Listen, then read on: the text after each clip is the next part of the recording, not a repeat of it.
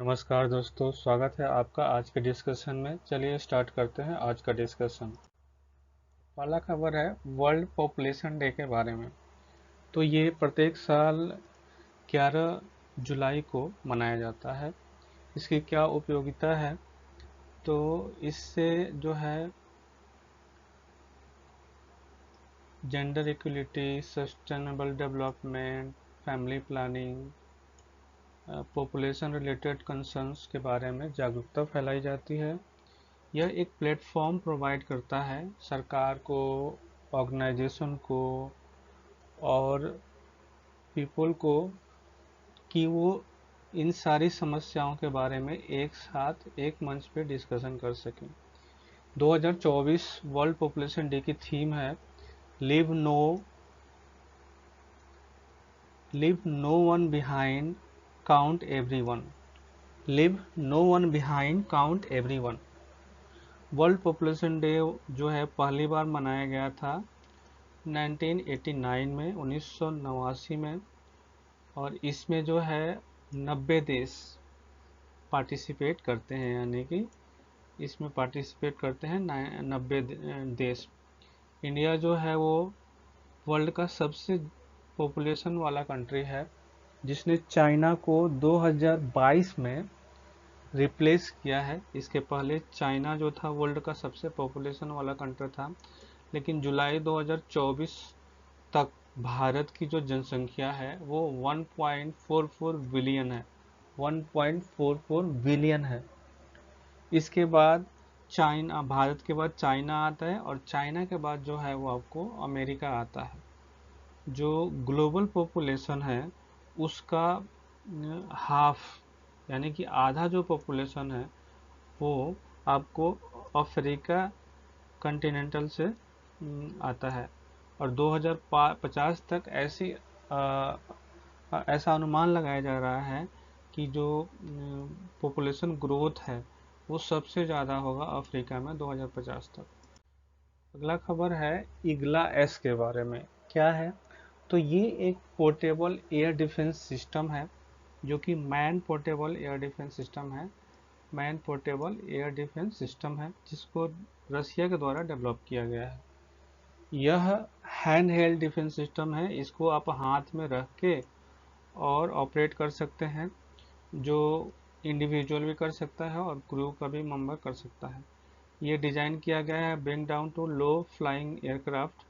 ये low flying aircraft को गिरा सकता है मार के, और न्यूट्रल एयर टारगेट को भी ये क्रूज टारगेट कर सकता है, और क्रूज मिसाइल और ड्रोन को भी ये मार के गिरा सकता है। तो इसका नाम है ईगला एस, जो कि रशिया के द्वारा डेवलप किया गया है, और ये man portable air defence system है। अगली खबर है हीट डोम के बारे में। तो ये क्या है? हीट डोम एक्चुअली एक परिस्थिति है जो कि वेदर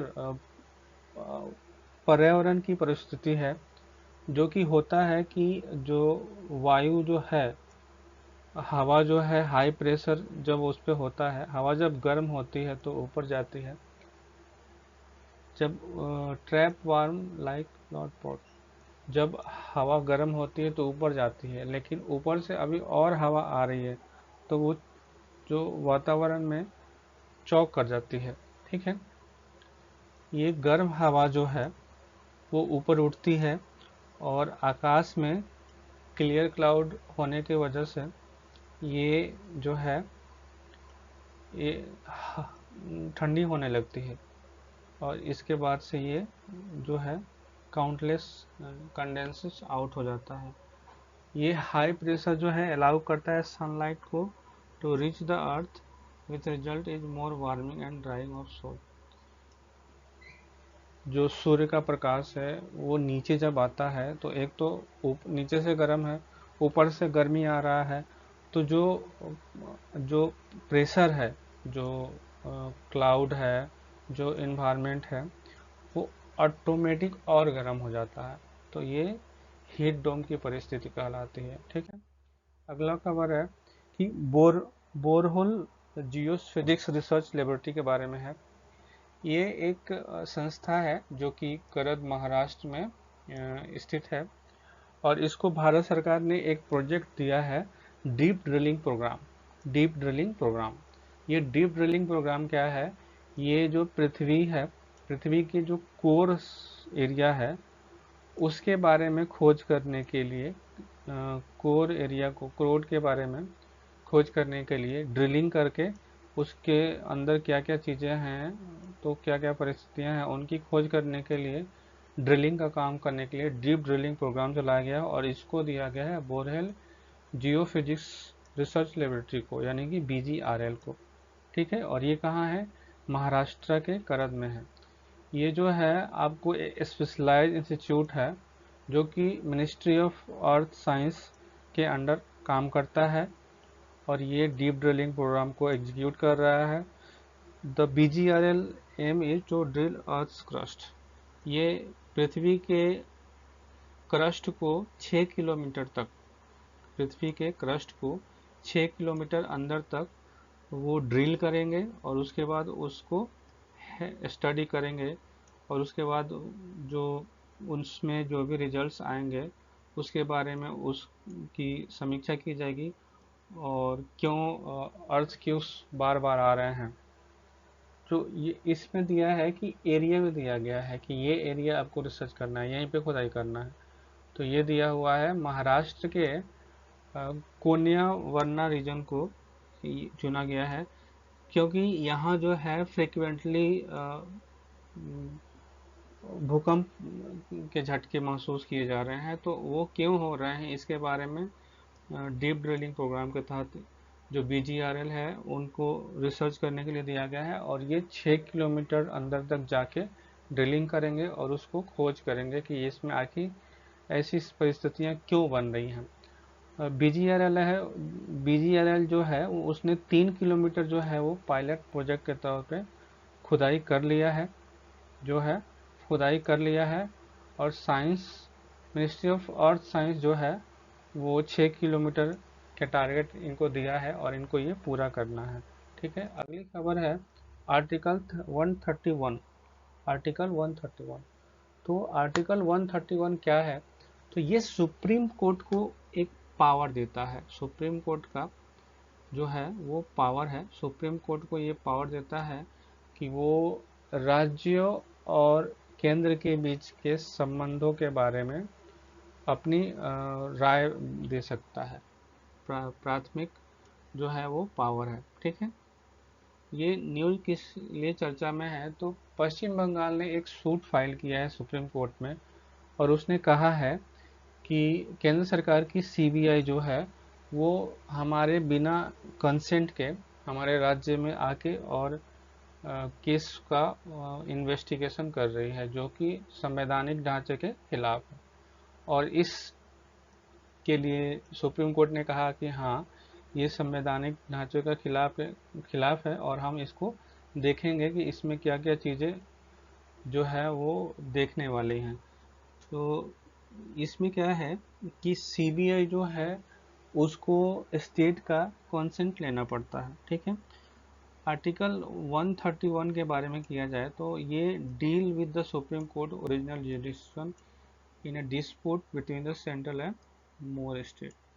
केंद्र और राज्य के संबंध में उसके पास प्राथमिक पावर होता है कि वो उनके विवादों को देखे। तो ये मैंने आपको बताया। और जो मुद्दा है वो क्यों है, तो वेस्ट बंगाल ने CBI पे ब्लेम लगाया है कि केंद्र सरकार इनको अपने हिसाब से हम पे थोप रही है। ठीक है, CBI जो है, CBI को पावर कहाँ से मिलता है? तो CBI को कहीं भी इन्वेस्टिगेशन करनी होती है तो उनको पहले जो है वहाँ पे राज्य सरकार की स्वीकृति लेनी पड़ती है, उसके बाद वो वहाँ पे जांच कर सकते हैं। तो इनको पावर कहाँ से मिलता है? तो Delhi special police establishment act जो है 1946, इसके तहत CBI को ये पावर मिलता है कि वो किसी भी राज्य में जाके और वहाँ के क्राइम को इन्वेस्टिगेशन के तौर पे ले सकता है। ठीक है, अगला देखा जाए कि Delhi special police establishment act क्या है। तो इसमें कहा गया है कि स्टेट जो है वो जनरल और इस केस स्पेसिफिक मामलों की जांच कराने के लिए केंद्र की सेंट्रल एजेंसी यानी कि सीबीआई को अपने मामले सौंप सकती है। और इसमें जनरल कंसेंट में सीबीआई जो है उसको फ्रेश परमिशन की आवश्यकता नहीं होती है। वो स्टेट में किसी भी मामले को इन्वेस्टिगेट कर सकती है। वेस्ट बंगाल जो है उसने सीबीआई से अपने कंसेंट को वापस ले लिया है, जो कि 2018 में इन्होंने वापस ले लिया था। राजस्थान जो था उसने भी वापस ले लिया था। पंजाब ने भी जब आम आदमी पार्टी की सरकार बनी तो उसने वापस ले लिया कि हम आपसे कंसेंट वापस लेते हैं, किसी भी इन्वेस्टिगेशन के लिए हम आपको कंसेंट नहीं देंगे। ठीक है। इसमें है कि सीबीआई को भी एक्सेप्शन है कि वो किन किन मामलों में जो है बिना राज्य सरकार की इजाज़त के वो इंक्वायरी कर सकती है। पहला तो ये है कि अगर सुप्रीम कोर्ट बोले कि हाँ इस मामले में सीबीआई को इस मामले की इंक्वायरी करनी चाहिए, तो वो केस जो है ऑटोमेटिकली सीबीआई हैंडल कर सकती है। हाई कोर्ट अगर ऑर्डर देती है, जैसे संदेश मुखी का केस था, तो उसमें हाई कोर्ट ने सीधे सीधे सीबीआई को बोला कि आप जो है पश्चिम बंगाल पुलिस से केस को अपने हाथ में टेक ओवर कीजिए और उसको जांच कीजिए। ठीक है। तो ये अगर अगर हाई कोर्ट कहती है तो भी सीबीआई ले सकती है, सुप्रीम कोर्ट कहती है तभी सीबीआई को स्टेट की कोई कंसेंट की आवश्यकता नहीं होती है। अगर कोई व्यक्ति रंगे हाथों पकड़ा जाता है, कोई व्यक्ति रंगे हाथों पकड़ा जाता है तो भी सीबीआई को कंसेंट की आवश्यकता नहीं होती है, वो जाके किसी भी मामले की जांच कर सकती है। स्पेसिफिक कंसेंट में सीबीआई को पावर है कि वो स्टेट गवर्नमेंट से अनुमति ले कि हाँ हम इस मामले की जांच आपके राज्य में करना चाहते हैं। अगली खबर है पापुआ न्यू गिनी के बारे में। तो भारत ने ह्यूमैनिटेरियन असिस्टेंट प्रोवाइड किया है। क्यों किया है कि पापुआ न्यू गिनी में जो है वो लैंडस्लाइड हुआ था, उसमें काफ़ी नुकसान हुआ है और भारत ने humanitarian assistant and disaster relief भेजा है पापुआ न्यू गिनी के लिए, जो कि भारत का एक कमिटमेंट है। जिस जो कमिटमेंट जो है वो forum for India specific island cooperation में भारत के द्वारा किया गया था। तो क्या है, देखिए पापुआ न्यू गिनी क्या है। तो ये आपको आइलैंड है, इसमें मिलानेशिया, माइक्रोनेशिया, पोलिनेशिया, ऑस्ट्रेलिया, ये सारे देश जो हैं इसके आसपास हैं। तो पापुआ न्यू गिनी जो है वो मिलानेशिया के पास ही है। ठीक है। तो इसके बारे में forum for India Pacific island cooperation क्या है। तो ये मल्टीनेशनल ग्रुप है जो कि 2014 में बना था। ठीक है। इसमें जो है 14 आइलैंड और भारत इसके सदस्य हैं। 14 आइलैंड और भारत इसके सदस्य हैं। तो भारत का कमिटमेंट था, तो पापुआ न्यू गिनी को भारत ने ह्यूमैनिटेरियन असिस्टेंस दे दिया।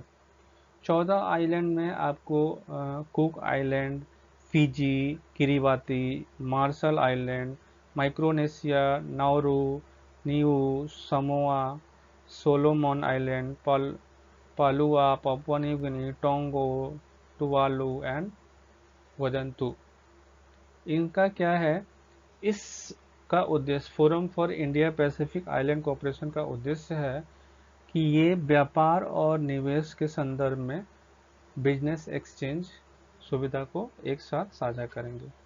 और फिबिक जो है उसका ये जो पॉलिसी है, जिस जो ग्रुप है फिपिक यानी कि forum for India Pacific island cooperation, ये भारत के एक्ट इंडिया एक्ट इस पॉलिसी, इंडो पैसिफिक पॉलिसी और साउथ साउथ कोऑपरेशन के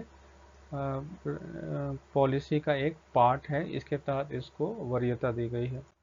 अगली खबर है कि international union for conservation of nature IUCN ने अपने जो लिस्ट है उसको अपग्रेड किया है और उसमें उसमें कुछ थ्रेटेंड स्पीशीज को भी शामिल किया है। ठीक है। IUCN रेड लिस्ट जो है वो इंफॉर्मेशन प्रोवाइड करता है एनिमल, प्लांट, फंगस स्पेसिफिक के बारे में, जो कि 9 कैटेगरी में बांटा गया है। पहला है extinct in the wild, critically endangered. ये थ्रेटन कैटेगरी में आता है, जो कि क्रिटिकली इंडेंजर्ड है, वल्नरेबल है, near threaten, least concern, data deficient और नॉट एवेल्युएटेड। ठीक है।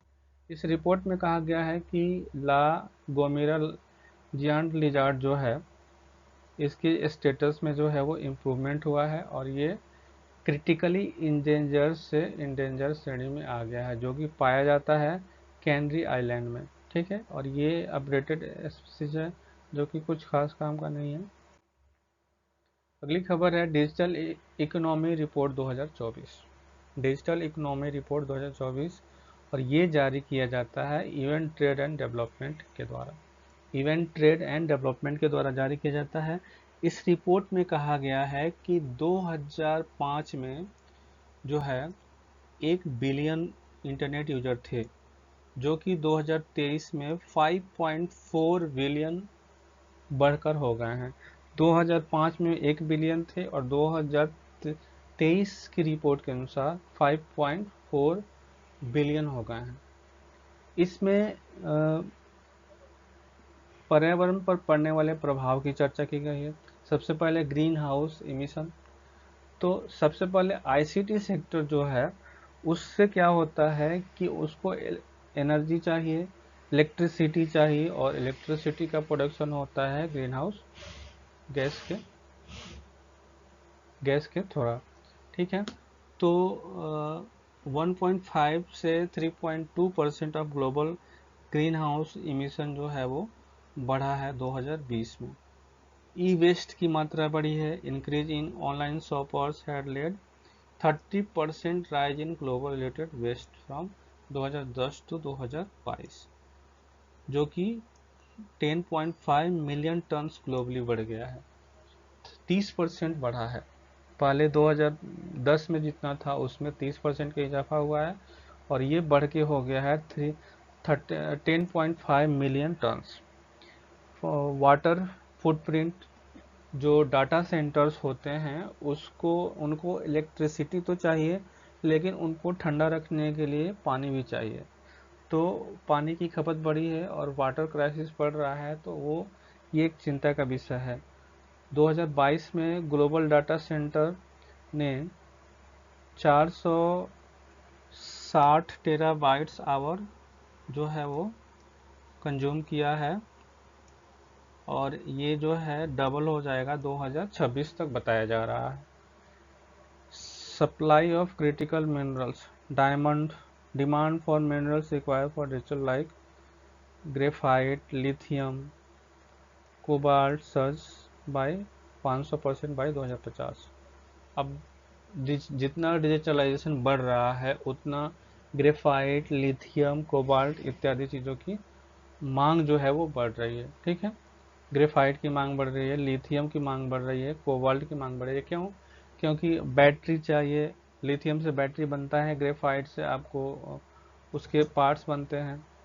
तो इनकी मांग में 500% का वृद्धि हुआ है, और ये जो है 2050 तक और बढ़ेगा। सिक्योर मिनरल्स, और इन सभी चीज़ों की सेफ्टी के लिए एक इस रिपोर्ट में सुझाव दिया गया है कि अब हमको अपने इन्वायरमेंट फ्रेंडली हैबिट्स को विकसित करना पड़ेगा, और डिजिटलाइजेशन के दौर को बढ़ावा देते हुए इन्वायरमेंट फ्रेंडली चीज़ों को अपनाना पड़ेगा। अगला है कि इवेंट ट्रेड एंड डेवलपमेंट क्या है। तो इसकी स्थापना जो है वो आपको यूनाइटेड नेशन जनरल असेंबली में 1964 में हुई थी। इसका उद्देश्य है जो कम विकसित देश हैं, पार्टिकुलरली जो सबसे कम विकसित लिस्ट डेवलप वंस हैं, उनको इकोनॉमिक्स और इकोनॉमिक्स में इंटीग्रेटिंग एफिशिएंसी में मदद करना, ये आपको यूएन ट्रेड एंड डेवलपमेंट का उद्देश्य है। इसके मेंबर सदस्य हैं 195, जिसमें भारत भी शामिल है 195। इसका फ्लैगशिप रिपोर्ट जो होता है ट्रेड एंड डेवलपमेंट रिपोर्ट इसके द्वारा जारी किया जाता है, वर्ल्ड इन्वेस्टमेंट रिपोर्ट जारी किया जाता है, और डिजिटल रिपोर्ट आपको पढ़ रहे हैं तो ये जारी किया जाता है। इसका हेडक्वार्टर जो है वो जेनेवा स्विट्जरलैंड में है। अगली खबर है कि Indian prime minister visited Austria. तो प्रधानमंत्री जो है रूस के बाद ऑस्ट्रिया के दौरे पे भी गए थे, और वहाँ 41 साल के बाद किसी भारतीय प्रधानमंत्री ने ऑस्ट्रिया का दौरा किया था, 41 साल के बाद। तो ऑस्ट्रिया का आप लोकेशन देखिए, ये इम्पोर्टेंट हो जाता है एग्जाम के व्यू से। ये लार्जली माउंटेन्स है, लैंडलॉक कंट्री है फॉर साउथ सेंट्रल यूरोप। इसके बाउंड्री में है आपके Germany, Republic, Slovakia, Hungary, Slovenia, Italy, Switzerland, लिचनर्स, जो 8 कंट्री है। जियोग्राफिकल की बात की जाए तो अल्पस पर्वत के पास है, लार्ज लेक है, लेक कॉन्स्टेंट, न्यूजर लेक है, और इसकी रवि जो है नदी जो है वो दनूबे है। ये देखिए आपका ऑस्ट्रिया है, स्लोवानिया, हंगरी, हंगरी हो गया, फिर स्लोवाकिया हो गया, फ्रेंच रिपब्लिक हो गया, जर्मनी हो गया, स्विट्जरलैंड हो गया, और ये आपको इटली हो गया। तो ये लैंड लॉक कंट्री है। 1 2 3 4 4 5 6 7 8, कुल 8 कंट्री है। ठीक है, कुल 8 कंट्री है। तो ये 8 कंट्रियों से घिरा हुआ है ऑस्ट्रिया, तो ये इसलिए इम्पोर्टेंट हो जाता है। ठीक है, अगली खबर है कोलंबो सिक्योरिटी कॉन्क्लेव के बारे में। रिसेंटली बांग्लादेश ने इसकी सदस्यता ली है, और ये 5वां सदस्य बन गया है। क्या है ये? तो ये एक रीजनल सिक्योरिटी ग्रुप है। इसका उद्देश्य है maritime security, maritime population response and maritime research and rescue priority पर को इंडियन ओशियन रीजन में वरीयता देना।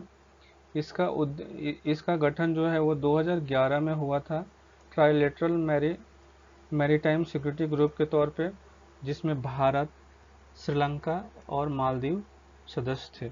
बाद में मॉरिशस ने इसको ज्वाइन किया, और इसको 2020 में रीब्रांडिंग किया गया है। सेशल्स जो है वो ऑब्जर्वर कंट्री के रूप में इसमें सदस्य है।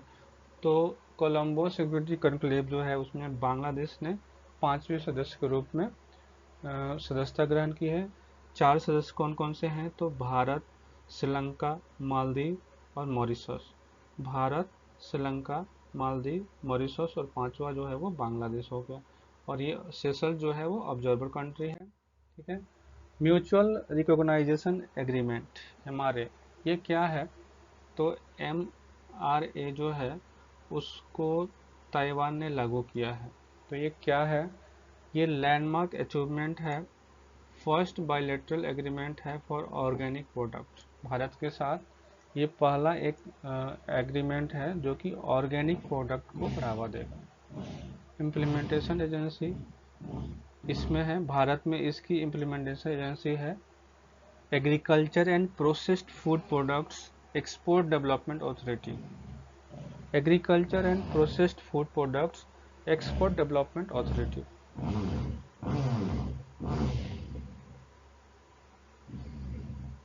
इसमें क्या है कि ऑर्गेनिक प्रोडक्ट्स को बढ़ाया दिया जाएगा। National programme for organic product को इसमें बेचने के लिए, ताइवान में बेचने के लिए इसमें बढ़ावा दिया जाएगा। और NPOP जो है वो भारत में एक फ्रेमवर्क स्थापित करता है, और ऑर्गेनिक प्रोडक्ट को सर्टिफाइड करता है। इसका उद्देश्य, इसका महत्व क्या है? तो ये आपको प्रमोट्स करता है export of major organic products, जैसे कि rice, processed food, green, black इत्यादि।